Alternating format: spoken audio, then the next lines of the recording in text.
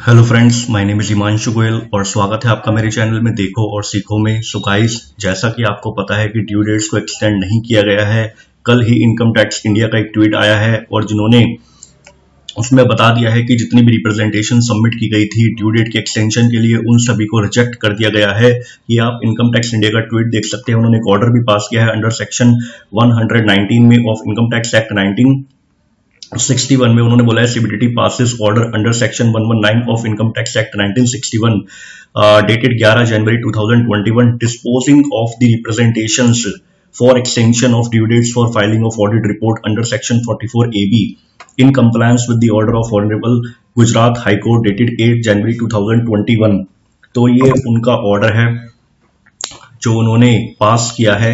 तो मैं आपको एक ऑर्डर बता देता हूं कि ये ऑर्डर अंडर सेक्शन 119 में 11 जनवरी 2021 को पास कर दिया है इनकम टैक्स में, जिसमें उन्होंने सारी रिप्रेजेंटेशंस को रिजेक्ट कर दिया है जो भी दी गई थी ड्यू डेट के एक्सटेंशन के लिए। और उन्होंने किस बेसिस पर रिजेक्ट करा है वो भी आप देख सकते हैं।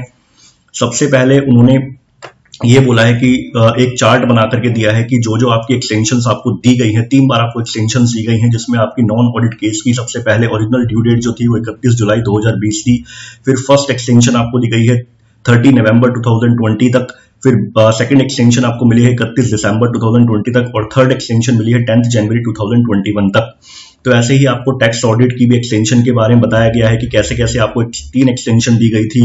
और जो रिटर्न है फॉर टैक्स ऑडिट केसेस की, ये टैक्स ऑडिट रिपोर्ट की है और ये आपकी टैक्स ऑडिट रिटर्न्स की है। तो इनके बारे में पूरा एक चार्ट बना करके दिया है कि कैसे कैसे आपको 3 एक्सटेंशन दी गई है। उसके बाद उन्होंने रिटर्न फाइलिंग स्टैटिक्स बताया है, जिसमें उन्होंने कंपैरिजन बताया है कि हर डेट पर कैसे पिछले सालों से कंपैरिजन करके बताया है कितनी रिटर्न्स फाइल हो रही हैं। तो एक चार्ट उन्होंने ये दिया है। उसके बाद उन्होंने तीसरे में बताया है कि जो भी आपकी टैक्स ऑडिट रिपोर्ट फाइल की गई है उसका भी फाइलिंग स्टैटिक्स उन्होंने यहाँ पर बता दिया है। असेसमेंट ईयर 1920 और असेसमेंट ईयर 2021 का एक कंपैरिजन डेट वाइज उन्होंने ये बना करके दिया है।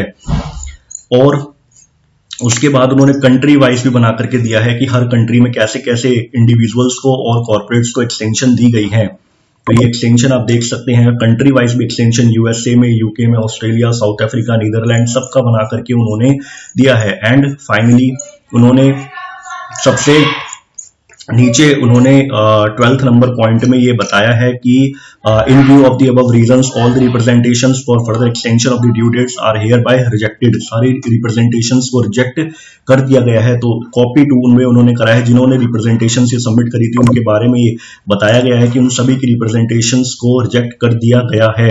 तो गुजरात हाई कोर्ट का भी डिसीजन आना है 13 जनवरी को। तो देखना होगा कि वो डिसीजन इनसे मैच करता है या नहीं। सो गाइस, जितनी भी रिप्रेजेंटेशंस उन सभी को रिजेक्ट कर दिया गया ड्यू डेट एक्सटेंशन के लिए। तो आपको अब जल्दी से जल्दी अपनी जो रिटर्न्स हैं उनको फाइल करना पड़ेगा, क्योंकि अब कोई ड्यू डेट एक्सटेंशन के चांस नहीं है। सीबीडीटी ने बिल्कुल साफ कर दिया है। सो गाइस, इसी के साथ मैं अपनी वीडियो क्लोज करना चाहूंगा। अगर आपको मेरी वीडियो अच्छी लगे तो लाइक करिएगा, शेयर करिएगा और मेरे चैनल को सब्सक्राइब करिएगा एंड बेल आइकन भी प्रेस करिएगा फॉर लेटेस्ट नोटिफिकेशन के लिए। अगर आपने अभी तक मेरा टेलीग्राम चैनल ज्वाइन नहीं करा है तो प्लीज जल्दी से उसे ज्वाइन कर लीजिए for latest notification and circulars के लिए। मैं वहां पर ये ऑर्डर भी डाल दूंगा, आप वहां से उसे देख सकते हैं। Thank you guys, thank you for watching this.